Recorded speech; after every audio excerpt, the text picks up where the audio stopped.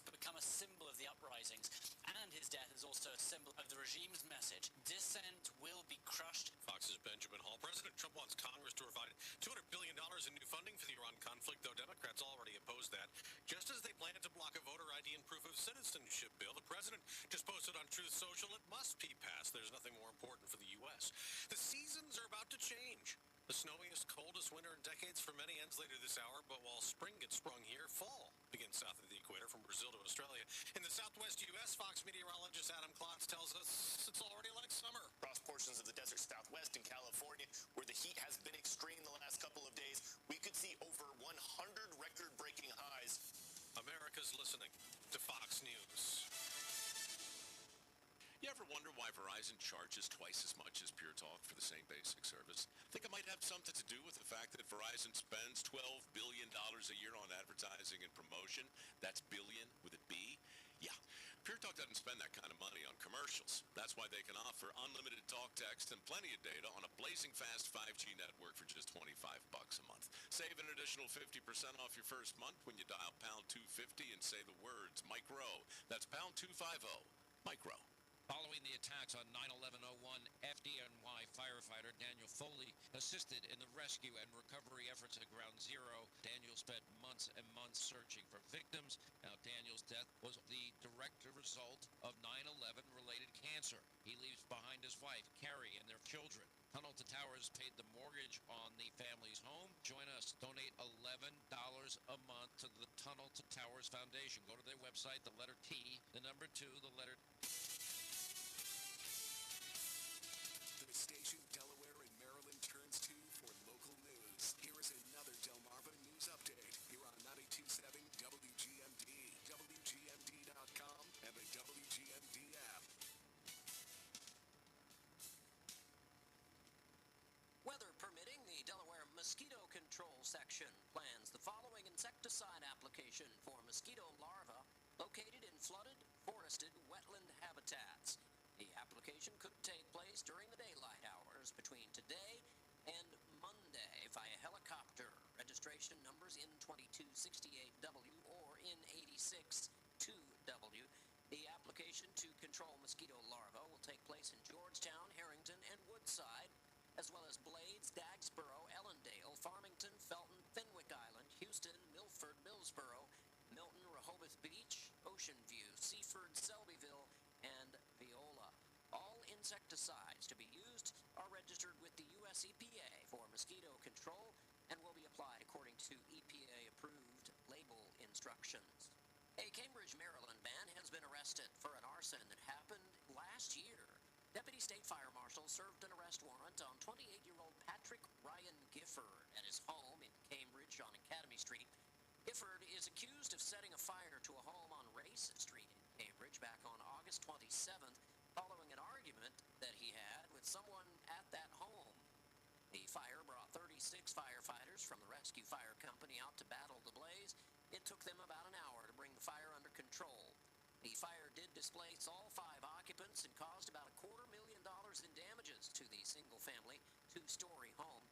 Gifford has since been indicted. The indictment by a grand jury came on Monday of this week for arson, attempted arson, malicious burning, and several other charges, including reckless endangerment. Deputy State Fire Marshals took Gifford to the Dorchester County Jail.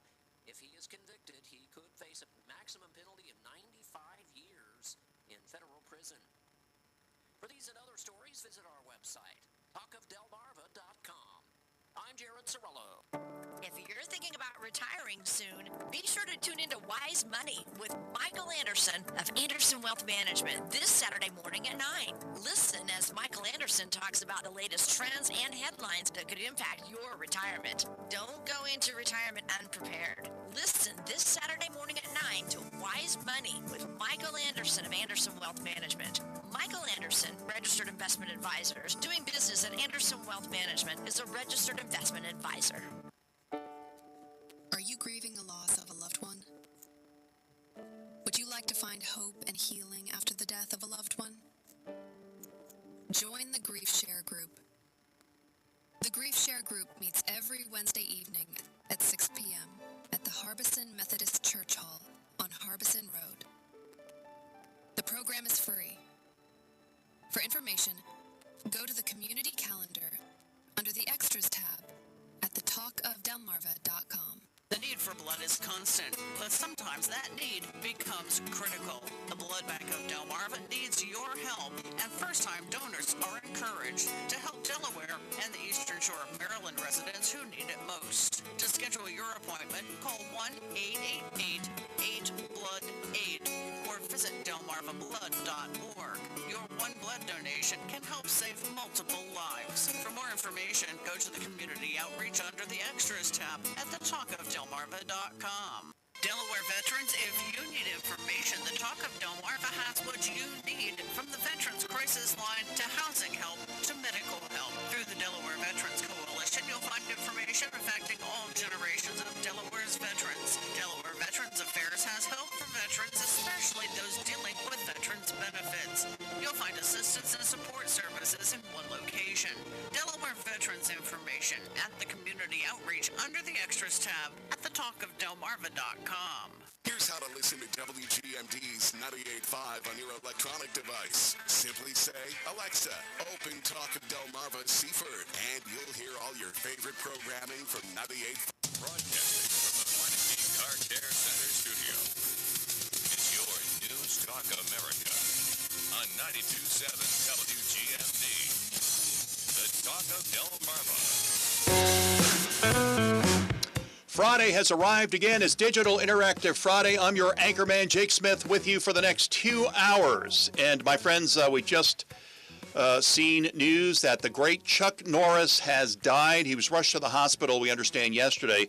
Chuck Norris, star of movies, martial arts, and, of course, television, has died. We'll have more of information on that story as it becomes available. The conservative movement is gaining steam in continental Europe. Now, there is an equivalent to MAGA, Make America Great Again, the movement. And that in Germany, it is called AfD, Alternative for Deutschland. I want to welcome in, and the first time we have had the honor of having her with us, Beatrix von Storch, Deputy Parliamentary Group Leader, Alternative Party for Germany. Beatrix, it's an honor to have you on the program. Welcome. Hi, Jake. I'm happy to be here. Now, this morning, I've forgotten where my mother's family came from, and they come from Hamburg. So there you go. I had to ask my wife this morning, where does my family come from? Hamburg. I should have known that, but I didn't. So there, we cleared that little piece of information up. According to the Pew Research Center here in the United States, about 1 in 5 Germans, 19% overall, view AfD favorably. But a large majority, 79%, still have a negative opinion of the party. Why is that? Is that the negative propaganda that the European Union has been using to sabotage AfD that we hear about here in the United States? Well, first of all, our figures are better. So we're leading the polls. We're in between 23 to 26% overall in all of Germany. We are 100% number one strongest party polling in the eastern part of Germany, around 35 to 40%, leading by 10 to 12, 13% points. And so we're even stronger than you said. And those who are opposing us, these numbers, they came from 85, they went down to 70-something, and now we're close to 50%, only 50% opposing us. So we're starting to have less than the majority against us, and this is a success. It has been very difficult in the past, but problems are getting increasingly worse. All the other parties do not present any kind of solution to anything when it comes to migration, when it comes to economy, to energy, nothing. And so this is why we are gaining forces. And the question you ask, why are, at least in the past, people have been so heavily against that? Yes, of course. There was a huge wave against us. It was fueled by all the public broadcast companies, even by the private ones. And so we had to fight uphill battle, but we're about to win it, and we're just had a huge success in the last regional election last weekend. There is another one this weekend. We again expect to win a lot of seats. We might double our numbers, And so we're increasingly getting important. Here in the United States, President Trump, between the time he left office for his first term and the election in 2024, and members of the America First movement, those supporters of Donald Trump, were targeted by what we call the Washington swamp. You had similar experiences in Germany, did you not, with members of your party being targeted? That's what we heard here in the United States. How accurate were those reports? Well, we do have something which is unknown in other Western democracies. We have got the right of the government to spy on the opposition party, for example, and this is what happened to us. They have got the right to infiltrate our lines, to spy on our phones, to check our mail, by calling us right-wing extremistic organization, and then the Secret Service is allowed to, you know, just watch out what we do every single day. So this is a problem which is unheard of in any other Western democracy, that this is legally the case. And we had the debate, or we still have the debate, of the other parties thinking to ban AfD as a whole. So banning the party, banning the biggest opposition group, or even the leading party in all of the polls, to save democracy. This is kind of funny. But, it is funny. Yeah. Well, it's funny, but it's not so funny because it's real, it's dangerous, and there's still some stick to that idea, because I mean, it would be pretty easy to beat us. It would be pretty easy to get rid of AfD, Alternative for Germany. It would just mean they had to change the way of their policy. They just had to close down the border. They had to get rid of, they should get rid of hundreds of thousands, more some millions, after some legal process. Right. And, well, you know, close the border and go back to a reasonable policy when it comes to energy, stop blowing up our nuclear power plants, go back to coal, reduce energy prices, bring back jobs to our country, stop our industry from starving away and from leaving the country. Well, I'm glad you brought that up, because Germany has gone through a deindustrialization process, and that's one of the things that AfD is fighting for. I mean, isn't it? I'm not sure if it's if Volkswagen or BMW, that they're not even making their own cars in Germany, and their German technology. They're not even manufacturing their cars in Deutschland anymore. Correct? This is correct. We're losing jobs from all of the major industry areas. And specifically Volkswagen just not announced, but there were some reports saying they might reduce another, cut another 50,000 jobs in Germany. So this is horrific, horrifying, and it all, not everything, but a lot of these impacts are fueled by the energy prices, the energy crisis we're facing. So what's going on in Iran at the very moment is really, that's difficult for us, to say the least. But in the past, we've been the ones to blame, because it was our own policy to attack our industry. So first we decided to push electric vehicles rather than our own ones, where we were world champions.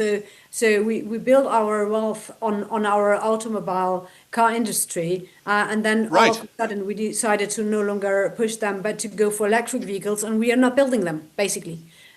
So then we started to go to our energy policy, to cut and to destroy,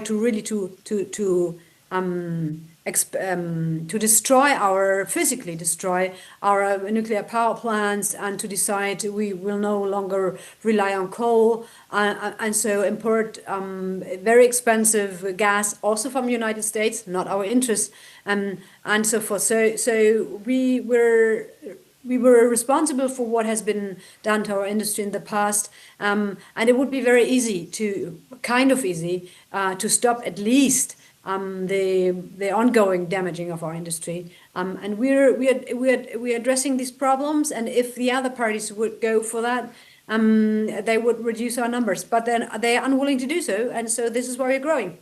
And so it's only a matter of time when AFD will take responsibility. We have got some regional elections in September, and it is likely that it's possible, I would say it's possible, that we will win this election. That means the first time AFD will govern a region. Wow. And we do not even need then a coalition party. So we're at 40%, and CDU, so the Chancellor's party, is polling number 2, but not by 39, but more than like 30 or 28% or so. So we're leading by 12 points or something.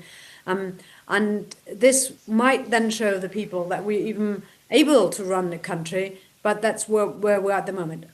Yeah, I was just going to ask you, because I just made a notation to myself a few minutes ago to ask you about coalitions, because unlike the United States, Germany has to form coalition governments when and if there is not a clear majority. But you're saying at some point you may not have to form coalitions with another party. AFD may be able to govern on its own. Is that what you're saying, Beatrix? Yes, this is what I'm saying. I'm talking about some regions in the eastern part of Germany. Right. So I'm not talking on the federal level at the very moment, in those eastern regions. And that would be still the same the first time, and so something extraordinary, and that will even push our poll numbers even on the federal level. And we have seen, the specific German problem is that all the other parties, they set up a so-called firewall between us and them, which means that even though we're in all the regional parliaments with a 20% plus minus, we're the biggest opposition party, or the biggest party, but they all declared that they will not do and go and work with us together, even though especially the Christian Democratic Union, so the party of our Chancellor, is always campaigning on our issues.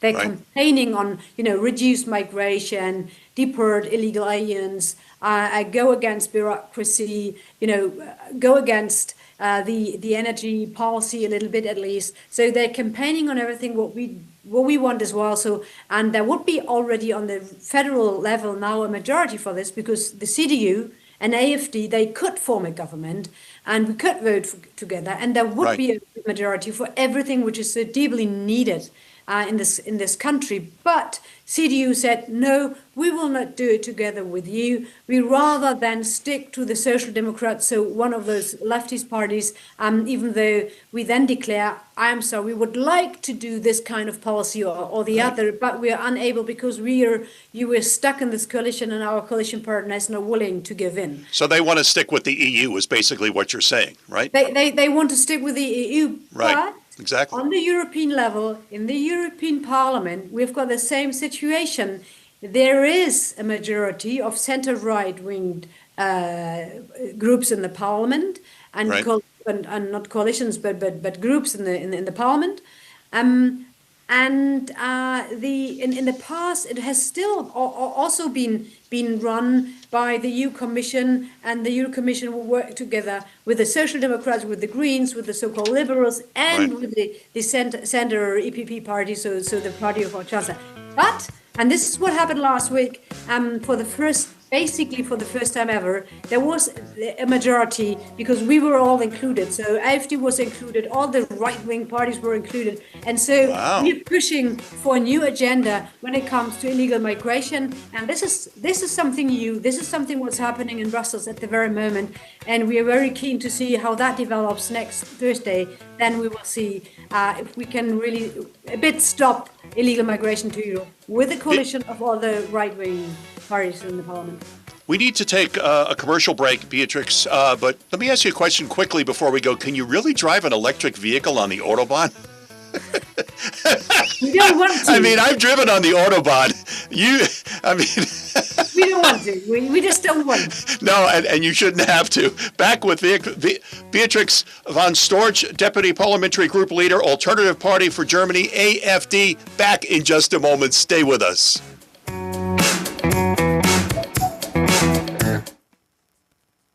Here's a look at your Delmarva forecast. Daytime highs approaching 63 today. Under mainly sunny skies, winds out of the south, 8 to 15 miles per hour. Cloudy skies expected tonight. Chance of rain showers. Lows level off around 50. High of 65 tomorrow. Low 70s Sunday. Mid 60s Monday with a slight chance of rain showers.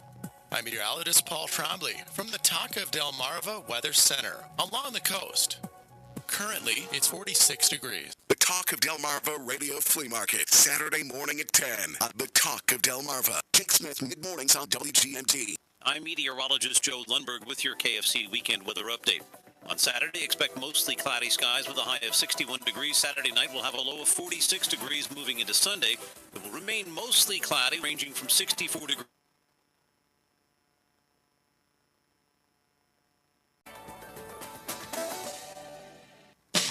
Confidence is knowing you're ready to handle whatever comes your way. That's what it feels like to take on your workday with Cintas. They make sure your AEDs are up to date, your fire extinguishers are tested and inspected, your floor mats are cleaned and delivered, and your workwear looks good, feels good, and is freshly laundered with the Cintas Apparel Plus